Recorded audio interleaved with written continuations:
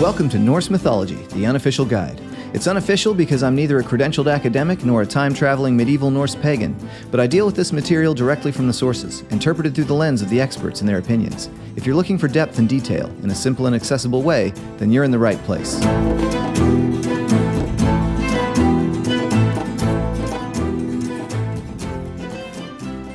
Gulr Þórr Forthu nu, funden erthu, Þórr wigi thik thursedrotin, Gulr Þórr wither adravari. What exactly is the difference between a prayer and any other kind of magical incantation? Do you consider a prayer to be a magical incantation?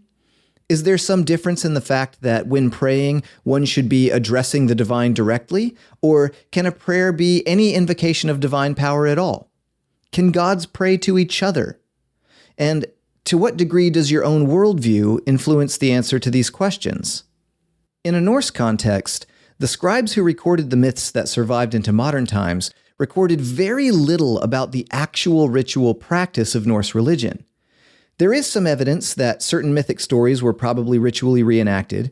Regular feasts and sacrifices certainly occurred, and some of the sagas do include details here and there about ancient pagan practices, but those that do tend to have been written during the Christian period, so it's hard to tell how much is exaggerated or possibly even fabricated. So, when we find a piece of evidence pointing to the way Norse religion actually played a role in the lives of real people, it's nothing short of a historical treasure.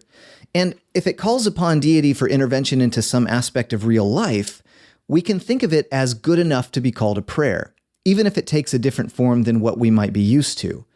Through that lens, the words I recited in Old Norse to begin this episode comprise an actual attested prayer invoking the god Thor. But before we dig into what it means, let's talk about who Thor is. Thor is usually referred to as the Norse god of thunder, but in reality, Norse religion doesn't really have gods of things in that sense. There are usually a few different characters among the gods who overlap in their association with any given concept. For example, Odin and Tyr are both associated with war, and there are many characters associated with fertility, including Thor. And honestly, we could consider Thor a god of the sea just as much as he is a god of anything else, as we'll get to in a little bit. We could also call him the god of wading in rivers. Every day he wades 2 rivers on his way to hold council with the other gods. There's a story where Loki is in big trouble and he's hiding from the other gods in the form of a fish, and Thor goes after him by wading through the river. And there's yet another story where Thor attacks a Jotun who tries to drown him by throwing a rock at her while he's wading through another river. As I mentioned in the last episode, Snorri tells us in his Edda that Thor is the first son of Odin, who he fathered with Jörð, a woman whose name means earth, and who probably started out as a member of the Jotnar clan, which is the group often erroneously referred to as giants, but then came to be numbered among the Aesir, the clan of the gods. But Snorri also works very hard to prove that Norse mythology is derived from Greek history and mythology. And to that end, he tells us that Thor is actually the same person as Hector of Troy, who was killed by Achilles. It's important to realize that Snorri is really leaning into medieval scholarly techniques on this, and in reality, Norse mythology is not derived from the Greek tradition, and it wasn't brought to Scandinavia by a tribe of nomadic wizards and heroes, as Snorri asserts. The reason it shares some similarities with the Greek tradition is that both are descended from a common Indo-European ancestor religion. If we want to equate Thor with somebody in the Greek tradition, we'd actually be a lot closer with either Zeus or Heracles. But the point is that in Snorri's Edda, we get 2 kinds of material. 1, we get mythological stories, and 2, we get Snorri's explanations of those stories. And that's where we need to be a little more careful. Here's a great example of how Snorri explains Thor. Quote, "He was brought up in Thrace by a duke whose name was Loricus. When he was 10, he inherited his father's weapons. He was as beautiful to look at when he came among other people as when ivory is inlaid in oak. His hair is more beautiful than gold. When he was 12, he had reached his full strength. Then he lifted from the ground 10 bearskins all at once. And then he killed his foster father Loricus and his wife Laura or Glora and took possession of the realm of Thrace. We call this Thrudheim. Then he traveled through many countries and explored all quarters of the world and defeated unaided all berserks and giants and one of the greatest dragons and many wild animals." End quote. So here, Snorri gives us a physical description of Thor and also a few quick anecdotes about some of his young accomplishments. But I have absolutely no idea where he's getting some of this other information. For example, the part about lifting 10 bearskins at the age of 12 and killing his foster father to take control of Thrace. So the question becomes, did the Norse people actually apply any of this to Thor? Or is all of it just a hodgepodge of impressive deeds that Snorri pulled from the Greek tradition and decided for some reason would fit well here in the context of Thor? In this same section of explanatory text, Snorri notes that his version of a historical Thor married a woman the Norse call Siv, which is a point that clearly is informed by the pagan poetic sources. But then he immediately goes on to name Odin as Thor's 16th great-grandson, which is contradictory to what he's told us about the mythological Thor, who is Odin's son. So when we read Snorri's Edda, it's important to keep his intent in mind at all times before accepting any given claim he might be making about anything. With that said, Snorri mentioned that Thor was as beautiful to look at as oak inlaid with ivory, with hair more beautiful than gold. It's worth noting that the word Faulkes translates to beautiful here is fagr, which means literally fair, and it's used in almost the exact same way that fair was used in old-fashioned English. For instance, in the classic rhyme from Snow White, "Mirror, mirror on the wall, who is the fairest of them all?" It's a word that implies beauty, either from lightness or from brightness. But this is one of the most detailed physical descriptions of Thor you can find anywhere in the source material, and even though it occurs within a mishmash of fake historical information, it does fit the way the Norse people pretty much always describe epic heroes. On the subject of Thor's allegedly, quote, fairer than gold hair, you may be aware that most descriptions of Thor outside of Marvel tend to show him with red hair, which is probably correct. Thor's hair color is not explicitly named in either of the Eddas, and you might be tempted to assume Snorri implies blonde here by comparing it to gold. However, philologist Jackson Crawford believes that in a case like this one, fagr is probably used as a reference to the hair's luster and not its hue. Plus, what you'll discover as you read through the sources is that whenever gold is described, it's always described as being red. In fact, describing gold as red is actually a pretty common thing to do in a lot of old Germanic languages. That may seem kind of weird at first, but it turns out that human languages tend to develop color terminology following a near-universal pattern that can be described in stages. The earliest stages have very few color words, and they describe color in terms of categories, like light and warm versus dark and cool. And then in later stages, there are more distinct color words. But in the case of Old Norse, gold is often described as red because it falls into that warmer category, and the language is old enough that it hasn't yet developed a unique word for yellow that its speakers feel works well in the context of talking about gold. Although they do have some different words for describing blonde hair. Red, the Old Norse word is rauðr, also very clearly does mean red. There are phrases like rauðr sem blóð, for example, which means red as blood. And it's not a word we see in Old Norse sources used to describe blonde hair. So when Thor appears in a dream to a Christian convert in Floamanna Saga as big and red-bearded, and when a pagan says to his Christian companions in Eric's Saga Rauða that Redbeard has gotten the better of your Christ, in a reference to Thor, and when visual depictions of Saint Olaf in Norway begin actually showing him with red hair and a red beard after the year 1200, whereas before he had been clean-shaven, because folk belief has now started viewing him as an enormously strong and quick-tempered giant slayer, and when Jacob Grimm records a North Frisian curse that means let red-haired thunder see to that, this all seems like a pretty solid pile of evidence that Thor was pretty well thought of as a redhead with a red beard in a pretty pan-Germanic sense. Now, the internet was in a tizzy not too long ago when the first images of Thor were released for the video game God of War Ragnarok. These images portrayed a more, shall we say, rotund Thor, which caused a lot of people to start arguing about whether or not this depiction actually matched the sources. The truth is, the sources don't describe Thor's weight at all.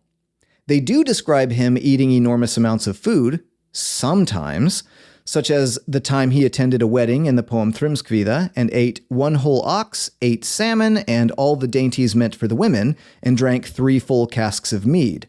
But it's also worth noting that Thor seems to feast less frequently than the other gods. For instance, he's absent from the feast that serves as the setting for the poem Lokasenna because he is busy hunting Jotnar in the east.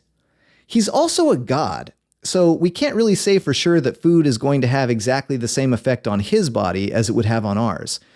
Ultimately, Thor is powerful and likely handsome due to the fact that he's a heroic figure. But this doesn't make it impossible for him to be a little rounder. What's not in question, in terms of the last bit of physical information we have on Thor, are his eyes. We don't ever learn what color they are specifically, but they are always described as remarkably fierce. The poem Thrymskvida, again, has the Þór's Thrymr saying that it seems to him that fire is burning from Thor's eyes. It's an intimidating picture, to say the least. This enormous and powerful man with these eyes that may have either some kind of literal fire coming out of them in his anger, or at least are so intense that they might as well. But the idea of Thor is more than just his physical appearance. He has a few really important possessions that are worth mentioning here as well. Snorri tells us that he rides in a chariot pulled by 2 goats named Tangnjostur and Tangrisnir, which translate to something like teeth gnasher and teeth bearer. In fact, in a lot of modern Scandinavian folklore, the sound of thunder is actually said to be created by the wheels of Thor's chariot as he drives it. The association of Thor with goats seems to tie him to farming to some degree as well, and in fact, the idea of owning 2 goats is used in stanza 36 of the poem Havamal to denote the living conditions of a poor farmer. It says, quote, "A farm of your own is better, even if small. Everyone's someone at home. Though he has 2 goats and a twig-roofed room, that is still better than begging," end quote. In the poem Harbarðsljóð, Odin takes on the disguise of a ferryman and makes fun of Thor exactly along these lines. In stanza 6, he says, quote, "It doesn't look as if you own 3 decent farms. Bare-legged you stand, wearing your beggar's gear. You don't even have breeches," end quote. But even if Thor might take on a modest, bare-legged appearance at times, maybe because he's always wading across rivers, he actually does have pretty impressive living conditions. Snorri explains, and the poem Grimnismal confirms, that Thor's hall, called Bilskirnir, is the greatest of all the halls owned by the gods, with 540 rooms in all, or possibly 640 if you more strictly convert the concept of a Norse 100 to a modern English 100. Snorri calls it the biggest dwelling ever built. Bilskirnir seems at face value to mean something like momentary bright one, which looks like it could be a reference to lightning. However, Declan Taggart notes that there are other possible translations. If we assume the name is composed of some more archaic roots, for example, we can end up with something more like preventer of failure or defier of ruin.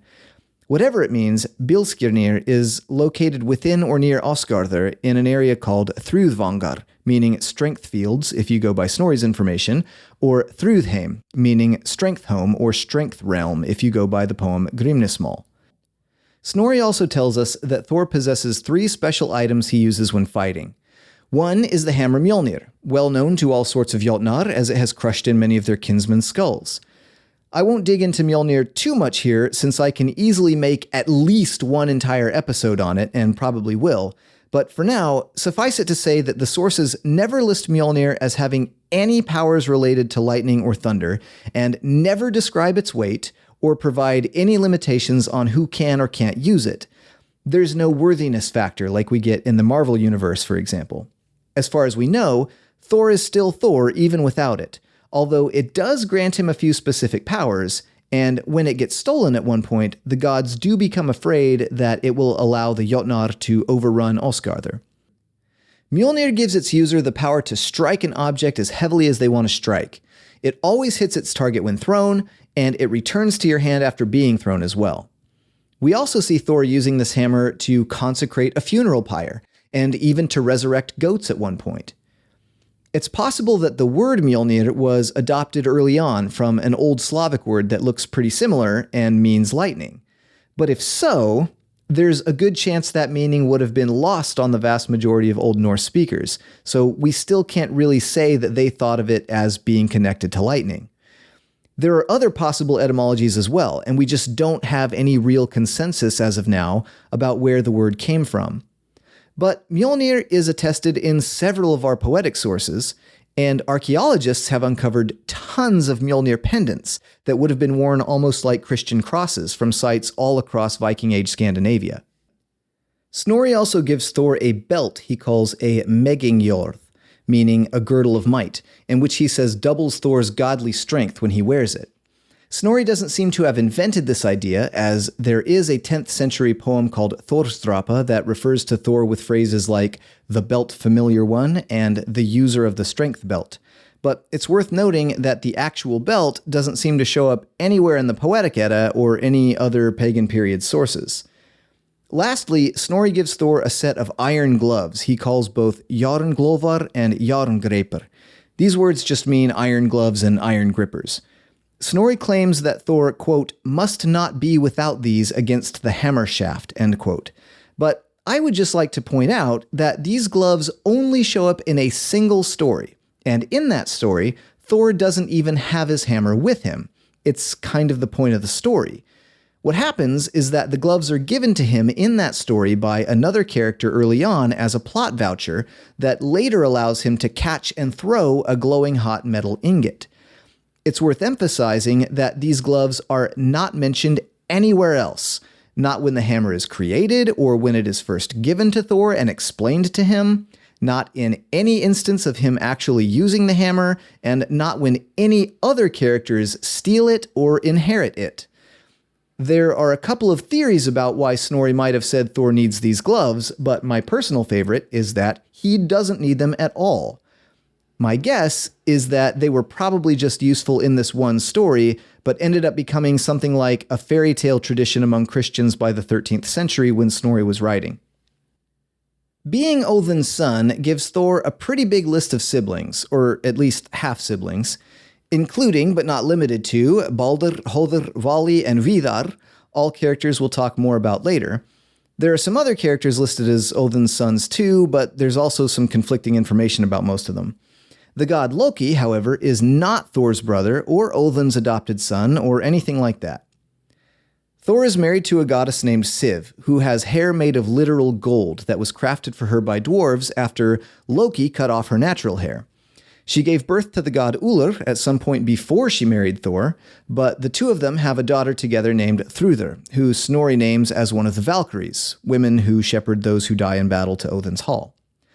Thor also has two sons, named Mothi and Magni, but at least one of them, Magni in particular, is not the son of Siv, but the son of a Jotun woman named Jornsaksa, which means something like the one with an iron knife. We're never told whether Mothi is the son of Sif or Jornsaksa. Mothi means anger, Magni means something like empowerment, and Þrúður means strength. More interestingly, Thor has two bondservants, not quite slaves exactly, according to Snorri, a brother and a sister named Thjolvi and Roskva, who are the children of a farmer and whose names are really hard to decipher. The quick version of the story is that Thor and Loki once stayed overnight at the farmer's house while on a journey, and at dinner time, Thor slaughtered both of his goats for everyone to eat. He made it clear, however, that the goats' bones were off limits, but Thjolvi secretly split one open to get at the marrow inside. In the morning, Thor used the magical power of his hammer to resurrect the goats, but one of them was lame because Thjolvi had damaged one of the bones. As a way of making things right, and to avoid being murdered by an angry Thor, the farmer gave Thjolvi and Roskva to Thor as servants. Roskva sort of drops out of the story after this point, but Thjolvi shows up as a useful and faithful companion to Thor in various other places, including in some of the poetic sources. In reality, he becomes something more like a really good sidekick than anything else. Interestingly, and this is a little bit of a crazy theory for you, there is one story in the Poetic Edda called Alvismál, wherein a dwarf named Alvis, literally all-wise, comes to Thor to collect a bride, whose name is never mentioned, that he claims was promised to him while Thor was absent.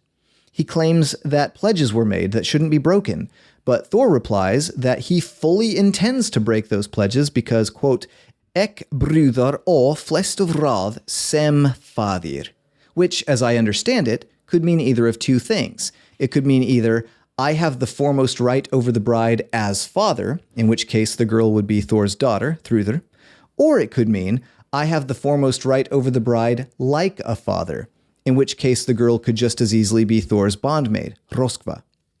But this is a great lead into my next point about Thor, which is this. At some point in the past, someone came up with the idea that Thor is some kind of a meathead, a big, strong dummy. And this has been repeated to no end. But personally, I don't think the sources support this kind of characterization at all. Thor is certainly big and strong. Snorri tells us that he is the strongest of all the gods and men and that he can overcome all living things. But I challenge you to find anything unintelligent that Thor ever does in any story that survives. To be clear, there is a story where Thor falls for a bunch of trickery put on by a Jotun calling himself Skrymir. However, in that same story, Loki, a character who we often consider to be extremely clever, also falls for all of the same tricks. There's also a poem called Harbardsljóð, which I mentioned earlier, where Thor and Odin engage in an insult battle. And in Larrington's intro to this poem, she states, quote, So slow-witted is Thor that Odin emerges a clear winner, end quote. I think this analysis might be based on the fact that Thor seems like he would rather fight Odin physically than fight him with insults, but it's also worth noting that some of Odin's own attacks aren't particularly clever here. Things like, I think your mom's dead, and I think your wife's cheating on you, even though that last one is actually true. But in any case, losing an insult battle to the man that Vafthrûdnismal calls the wisest of beings hardly makes one a dummy. Getting back to Alvismal, where the dwarf comes demanding a bride from Thor, Thor ends up solving the problem specifically by being clever and completely without violence. The dwarf, whose name, as I said, means all-wise, is happy to show off how much knowledge he has. So what Thor does is agree to consent to the marriage if Alvis can answer all of his questions about the words that different clans of beings use for different things. He cleverly keeps Alvis talking all night long until the sun rises and light pours in upon Alvis. At this point, Thor declares how he has just beaten the dwarf and the poem ends. We aren't sure exactly why sunlight is a problem for Alvis, but we usually assume it either forces him to leave for some reason or possibly turns him into stone, as we do have some attestations of sunlight turning other supernatural creatures into stone in other places. Snorri also gives us some really cool insights into the nuances of Thor's personality. This is all Snorri, of course, but after Thjalfi maims his goat, Thor becomes extremely angry. I imagine this huge, muscular man with fire maybe burning out of his eyes like Thrymr describes, bearing down upon this farmer's family, and then Snorri says, quote, And when he saw their terror, then his wrath left him, and he calmed down, end quote. Which I think is a really cool illustration of self-restraint born from empathy. He realizes he's made these people afraid, and it causes him to let go of his anger. Later, when Thor, Loki, Thjalfi, and Roskva are all in the woods together in Jotunheimr, and they start hearing some loud, terrifying noises, everyone gets scared and runs into what they believe is a cave to hide. But, quote, Thor positioned himself in the doorway, and the others were further in behind him, and they were fearful. But Thor clasped the shaft of his hammer and planned to defend himself, end quote. So here, the phrasing does say that Thor plans to defend himself, but it's worth noticing how he positions himself between his companions and this unknown scariness. To me, it's another great anecdote showing a protective nature. We also have some more cool examples of Thor exercising self-restraint. In a story where he goes fishing with a Jotun called Hymir, Hymir is saying a lot of things that are really bothering Thor, and he gets angry enough that he's just on the verge of smashing Hymir with Mjolnir, but he chooses to hold back because he needs Hymir to help him get out to the place where he believes he will be able to go fishing and actually catch the giant serpent encircling the world. So this is another instance of Thor exercising his brain over brawn. One last example is where Thor is at the funeral of the god Baldur, whose body is being placed in a ship. and a Jotun woman is called in to launch the ship into the sea. Thor gets angry with this woman and is about to, quote, smash her head until all the gods begged for grace for her, end quote. So in this case, we see some more self-restraint, this time inspired by the pleas of others. Thor is also the only god who is attested as exhibiting anything like what we would call good fatherly behavior. That's not to say the other gods are attested as being bad fathers, just that we only have this kind of information on Thor. After he wins a fight with a Jotun called Hrungnir, he ends up on the ground, stuck beneath Hrungnir's leg. Thor's 3-year-old son Magni shows up at this point and throws Hrungnir's leg off of his father, and Snorri tells us, quote, "Then Thor stood up and welcomed his son warmly, and said he would grow up to be a powerful person. And I have decided, he said, to give you the horse Gulfaxi, which used to be Hrungnir's," end quote. So here we see Thor being proud of his son and rewarding his accomplishments. When I was a kid, my favorite hero was always Superman.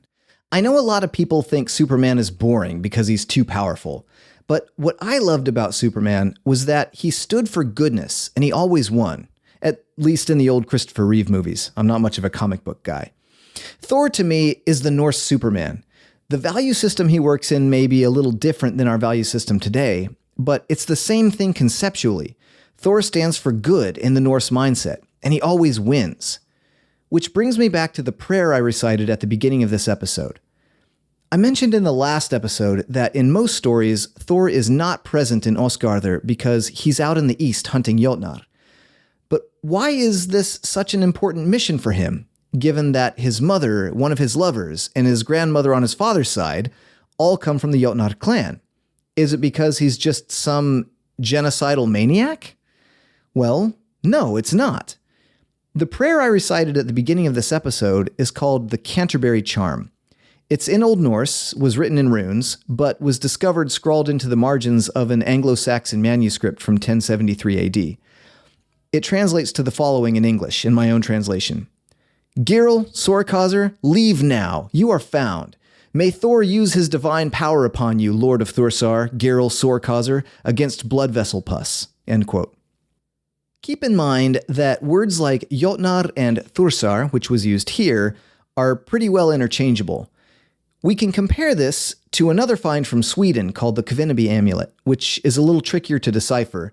There are a lot of translations that all differ from each other in various ways, so I won't attempt a word-for-word translation here. But the general idea we get from it is that something is wrong with a person called Bovi, and Thor is called upon to protect him with his hammer, at which point an evil being of some kind is called upon to leave Bovi so that his affliction can be removed. What we learn from bits of evidence like this is that the existence of Jotnar was one way the ancient Norse explained the origin of diseases, and maybe even other afflictions that befell them. If you have blood poisoning, for example, it's because a Jotun, called a Þórr in the case of the Canterbury Charm, is attacking you. And if a Jotun is attacking you, how do you fix that? By invoking Thor and his hammer. So the best explanation I can give you for why Thor is always out hunting Jotnar is because he is dutifully out answering the prayers of people with afflictions all the time. He's the Norse Superman, a hero and a savior of humanity. And in fact, it's not only humans that interact with Thor in this way. The story where Thor fights Hrungnir begins with Thor out in the east, quote, beating trolls, as per usual, and while he's gone, Odin and Hrungnir engage in a horse race from Jotunheimr to Osgardr, which Odin wins because he's riding Sleipnir. When the race ends, Hrungnir is served ale as a guest, but he gets drunk and starts boasting about how he's going to destroy Osgardr and kill all of the gods and kidnap some of the goddesses to take home with him. And then Snorri says, quote, "And when the Aesir got tired of his boasting, they invoked the name of Thor. Immediately Thor entered the hall with hammer raised up," end quote. So Thor has this godly ability to immediately arrive whenever his name is invoked, which also happens in the poem Lokasena. Weirdly, as I've mentioned before, Thor doesn't often save the day with any thunder and lightning powers. His name means thunder, and some secondary sources have said things about how the Norse people have a god who rules over wind and rain. But as I've mentioned before, Thor never directly causes any thunder or lightning in either of the Eddas. The closest thing we get is here in the story where Thor fights Hrungnir. As the battle begins, Snorri says that Hrungnir saw lightning and heard thunder, but this could just as easily have been a description of epic battle scenery since Thor isn't actually described as having caused it. Earlier, I mentioned that Thor could easily be thought of as a god of the sea. In Floamanna Saga, where Thor was described as big and red-bearded, he appears to a Christian convert being upset about the conversion and threatens him that his upcoming journey won't go well. The saga says, quote, "He led him to a cliff and showed him great waves breaking over the rocks, saying, 'Into such rough seas shall you come and never be delivered from them unless you turn to me.'" End quote. In Eric's saga Ralva, Thor is said to have stranded a whale on the shores of Vineland in response to the prayers of an explorer named Þórr. In response, Þórr boasts to his Christian companions, quote, "Redbeard has gotten the better of your Christ. I have done this by my poetry, which I made about Thor, in whom men trust." End quote. One great example comes from the Icelandic Landnámabók that describes a character named Helgi the Lean as being very mixed in his religion. Helgi, quote, "believed in Christ, but called upon Thor in seafaring," end quote. There's also some poetry quoted in Njal's saga that talks about Thor stirring up the storms that shattered the ship of a Christian missionary. So maybe it's possible that Thor's power over the sea is really an extension over some power he does have over the weather. In terms of why he's always wading across rivers, Tarrin Wills notes that whereas crossing a river doesn't sound like a very big deal in modern times because we have bridges everywhere, it was an enormous and dangerous task for ancient people. He suggests that just as Thor was called upon for safety in seafaring, he was probably also the obvious god to call upon for safety in crossing rivers as well. Probably because of this weird, unsupported idea that Thor is nothing but anger and muscle, he often doesn't get as much attention as other figures like Odin and Loki, maybe because people think he's not as nuanced. But if we want to know what Thor meant to ancient Norse people, it's important to note that the most common apotropaic symbol we find carried by the common person is Thor's hammer.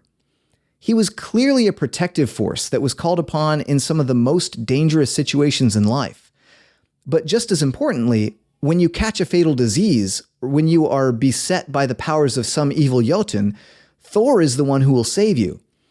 There's a quote that I love from Hroðbarðsljóð, where Odin takes on the form of a ferryman called Hroðbarður and engages in an insult battle with Thor. Larrington declares Odin the winner of this battle, but as someone with a vested interest in my own survival, it's hard to beat this quote by Thor. Quote, "I was in the east, and I fought against giants, malicious women who roamed in the mountains. Great would be the giant race if they all survived. There'd be no humans within Midgard. What were you doing meanwhile, Harbard?" End quote. I hope you enjoyed this deep dive into Thor's character. We touched very quickly on a lot of different stories in this episode and hit a lot of points just at surface level for the sake of time. But we'll have plenty of time to dig deeper into these things in the future, so make sure not to miss out on the next episode of Norse Mythology, the unofficial guide. Sources for this episode include Bleikr, Gulr, and the Categorization of Color in Old Norse by Jackson Crawford, 2016. Gods and Myths of Northern Europe by H.R. Ellis Davidson, 1964. How Thor Lost His Thunder by Declan Taggart, 2017. Medieval Folklore, A Guide to Myths, Legends, Tales, Beliefs, and Customs by Carl Lindahl, John McNamara, and John Lindow, 2002. Teutonic Mythology by Jacob Grimm, 1882, translated by James Stallybrass. Thor in Waiting by Tarrin Wills, 2017. The Poetic Edda, translated by Carolyne Larrington, 2014, and the Prose Edda, translated by Anthony Faulkes, 1995.